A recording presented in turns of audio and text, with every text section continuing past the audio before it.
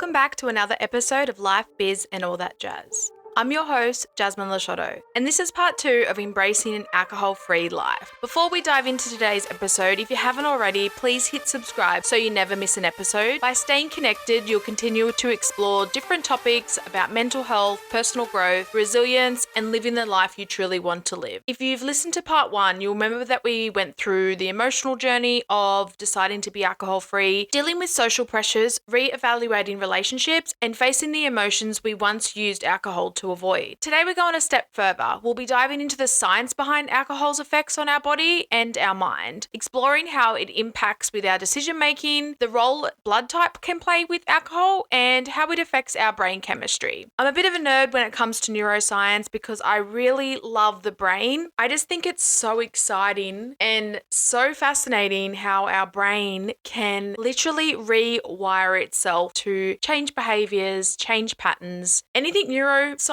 I can talk about all day, but we don't have all day, so we'll be discussing that, the concept of neuroplasticity and how our brains can really rewire and move away from that dependency on alcohol. We'll also touch base on metabolism and how it suppresses our immune system. I'll also touch base on how routines and consistent habits can make the journey a lot easier and some tips to maintain an alcohol-free lifestyle. So let's get started. Understanding the science behind alcohol was a real transformation for me. Knowing the effects that alcohol was actually doing to my brain chemicals and really reading it in a scientific way is what supported my decision to go alcohol free. No one's oblivious to what alcohol does to our brain. We all know that it's not the healthiest option for us, but it's just so fun until you find other ways to have fun and know that you can have fun without it. I think it's the dependency that we grow to alcohol and the social pressures that we are forced with to continue to drink, and we just can't get that break that we really need. Once you really understand the impacts alcohol has on your brain and your body, even after 1 or 2 drinks, it does make it a lot easier to embrace a lifestyle without it. First up, we're going to talk about decision making. Alcohol doesn't just impact our moods, it affects our prefrontal cortex, which I've touched on in previous episodes. So this is the part of our brain that's responsible for self-control and making decisions. This is the area that helps us stick to our goals and like the commitment to stay sober. But regular drinking weakens this function and leads to impulsive actions that don't align with our intentions. Maybe you've been there promising yourself that you would stop at 1 drink, but finding yourself hard to resist, or even hiding it from loved ones. Research shows that heavy drinking will reduce the efficiency of the prefrontal cortex by up to 10%. It's as if alcohol rewires our brain to prioritize the short-term pleasures over long-term goals. This can create a blur over our vision and what we actually want from life. But once you do go alcohol-free, you're really giving your brain that chance to heal, regain control. The thing is, the journey is not about willpower, it's about giving your brain the space it needs to reset. Something else that I found quite fascinating was the role that your blood type takes on alcohol's impact to your body. So pretty much different blood types will respond differently to alcohol's effects. When I found this out,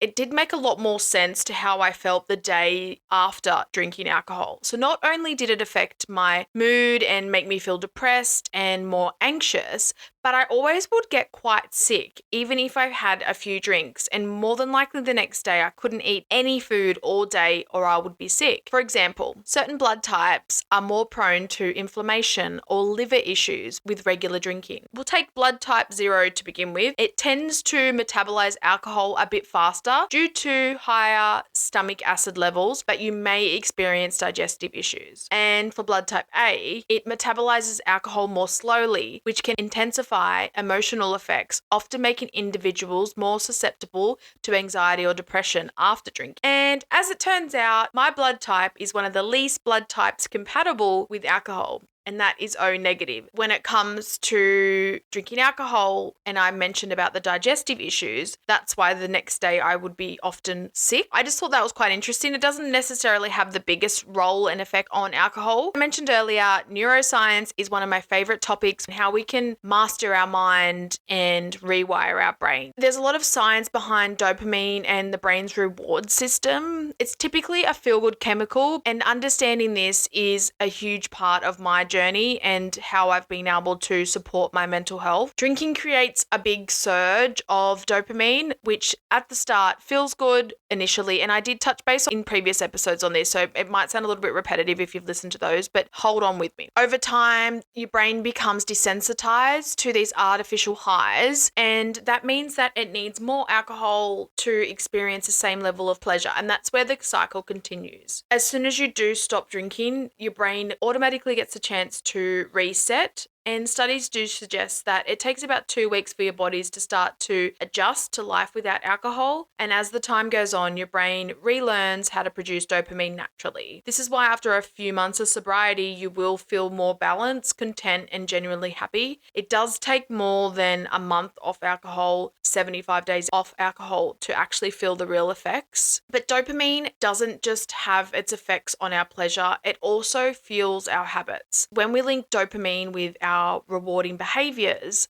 it reinforces the desire to repeat these actions, which is why breaking free from alcohol can be so challenging. I think it's quite important to have a look at your habits with alcohol and know that if you have tried to quit alcohol before and it hasn't worked, it's not necessarily your discipline or your consistency or what you're doing. It's more that you have embedded this habit, and it's about rewiring your brain, removing it, pushing through, leveling out your dopamine. The beauty of sobriety is that over time, your brain will be back to normal. Its chemical production will be back to normal. If you are neurodivergent, you're still going to have your chemical imbalances, but this is going to be able to help you stay on top of it and make it a bit easier for you to have a steady mindset and a steady journey through your mental health than a lot of ups and downs, which the effects of substances such as alcohol will have on your mental health. Now, let's talk all things neuroplasticity, the brain's ability to rewire itself. The saying goes, you are what you think, and it couldn't be any more right. The more you think about your journey to become alcohol free, the more you work on it, the more your brain is going to rewire itself. The closer it's going to be to get to that point where you don't need to rely on alcohol. This adaptability means that when you reduce or eliminate alcohol, you can weaken the natural pathways which are associated to drinking, and then you'll strengthen the healthier habits. Using positive affirmations is another great way to help you on your journey. And this can be towards anything that you're trying to accomplish. It doesn't have to be towards quitting alcohol, but saying things like, I am in control, I am worthy of my dreams. Just positive little mantras and affirmations really help to reinforce new neural pathways that support self-belief and control. By constantly repeating positive words and positive affirmations, you're going to gradually build that resilience and replace the need for alcohol with positive choices. The biggest thing is that neuroplasticity is on your side. If you put in the work, you will reap the benefits. It's all about retaining your brain and embracing sobriety. Alcohol also disrupts essential neurotransmitters like glutamate and GABA. So glutamate stimulates energy and activity while GABA calms things down. Alcohol inhibits glutamate, creating a sedative effect while increasing GABA, which intensifies relaxation. So the combination of both is what makes us feel good. This is what enhances our joy when we drink alcohol. When we have a drink, we feel relaxed, but then it leads to dependency over time, and it's creating a broken off switch where it's really hard to stop at just one drink, because as soon as we have that drink, we will constantly want more and more. Alcohol doesn't just affect our brains, moods, emotions. One of the biggest risks is the impacts on our entire body, and we'll start with our metabolism. When you drink, your liver prioritizes processing alcohol over other tasks, which then slows down your fat metabolism and often leads to weight gain. Alcohol also interferes with our nutrient absorption, and this can leave us feeling sluggish and drained. Often we'll find if we, have a night of drinking, we're also going to be binging on Macca's or a kebab, or my go-to used to be cheesy chips with jalapeno and pineapple sour cream and barbecue sauce. I know you're probably thinking that's the weirdest combo, but it was just delicious. And then the next day, our liver is still processing the alcohol, so we're just storing the fat.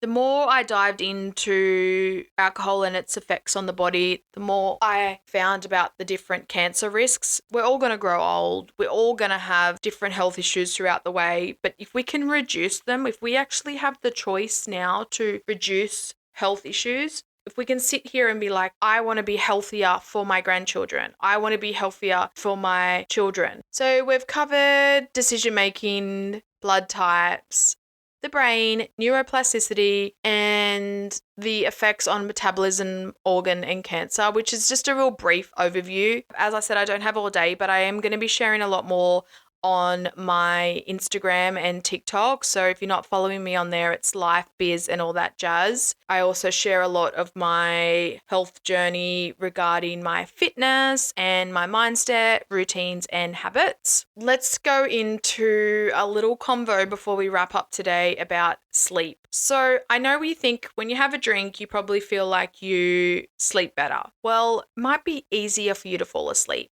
but you're not actually getting a proper deep sleep. So alcohol often disrupts our sleep cycles and it interferes with our REM sleep, which that's what's essential for our memory, emotional processing, and mental clarity. So when we miss out on REM sleep, it really affects our resilience and leaves us feeling exhausted. So over time, this is constantly building up and your circadian rhythm and hormones will be out of balance. You can improve your sleep after a week of no drinking. And the easiest way to do this when you do remove alcohol is to have time without screens and set the room to a cool temperature and have a consistent bedtime. And this can really support your alcohol-free journey. The hardest thing I find is having to make a whole new routine. So I've had to really shift a lot over the last 14 months. I had a look the other day. The time that this podcast comes out, I will be 447 days alcohol free. Still baffles me, but I made it. I'm strong and I was determined to create a better life for myself. So here I am. Back to it. You need to know that your routine is going to look a lot different. You're more than likely not going to go out to do a lot more social settings at the beginning. I find this is probably the easiest way. Or if you do, you need to be able to go somewhere where you can be honest and upfront and know that if you tell your friends or family or whichever situation you're in that you don't drink anymore, that they will support your decision. Can't be around anybody that is going to try and twist your arm or pressure you into having a drink. That's not support. So that's where I really became really strict on my routine, and I've incorporated a lot of other habits which have all kind of just fallen into place since I removed alcohol. I went on like a deeper mindset journey and could see things a lot more clearer, where I wanted to go, my vision, my goals, and really breaking down the steps to get there instead of just having a vision or a goal, actually breaking it down. I found incorporating habits like journaling, daily exercise, practicing mindfulness, and having as much rest as I can has really created a great structure for me. And a lot of self-reflection, that became a significant part of my daily life, looking back at how far I've come and just expressing a lot of gratitude daily, how healthy I am, grateful for my family and the people around me. I've had supportive friends throughout this whole journey. I think it's really important to immerse yourself in the journey, not just the destination, because this is a lifelong journey and I'm not where I want to be, but will I ever be where I want to be? Maybe not. And the fact is that maybe I don't want to. Maybe I want to constantly strive to be better. And if I've got to constantly have that urge and that vision to constantly be better for the rest of my life, like I'm constantly going to be better. I don't want to get to a position where I feel stuck or where I feel comfortable. It's a forever journey to greatness and to personal growth, but also being happy where you are and knowing that whatever you do is enough. So I guess if this is the journey that you're wanting to take, you might be thinking, so once you've begun this journey, how do you stay on course? Well, consistency is key. I mentioned in part 1 that I did try to reduce my drinking, but I still felt like it wasn't giving me the shift that I needed. Even if I drank once or twice a week, I still felt like the next day after having a drink would heighten my anxiety and I would just feel down and just not as motivated. So living alcohol free, it's not just about quitting once, it's about making the choice every single day. It's really hard to explain to anyone that doesn't understand the situation that I'm in, and if you're going on this journey or you're thinking about this journey, this may come up for you. But it's not a fact that you just have to wake up every day and it's going to be easy. When you have a neurodivergent brain, you are constantly working day in and day out. There's no day off working on your mindset or your mental health. Have to work on yourself every single day, and it's often going to be an uphill battle, but there's always a downhill ride, if we want to call it. It's not always uphill, but there is sometimes times that are going to be uphill and are going to be harder than other. So we're going a little bit off topic. I just wanted to touch on that because this podcast isn't just about sharing my story and inspiring other people. Like, I'm genuinely passionate about the topics that I talk about and excited because they have changed my life so much in, the last 2 years.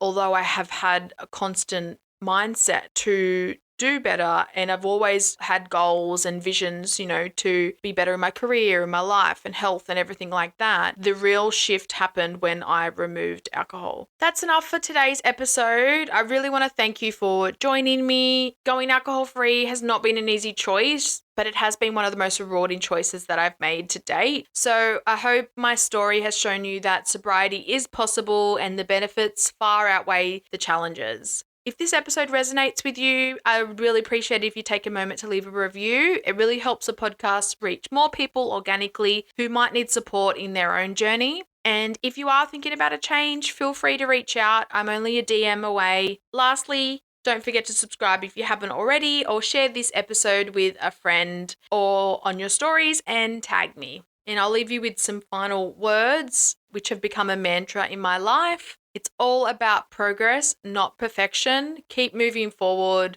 I'm here cheering you on every step of the way.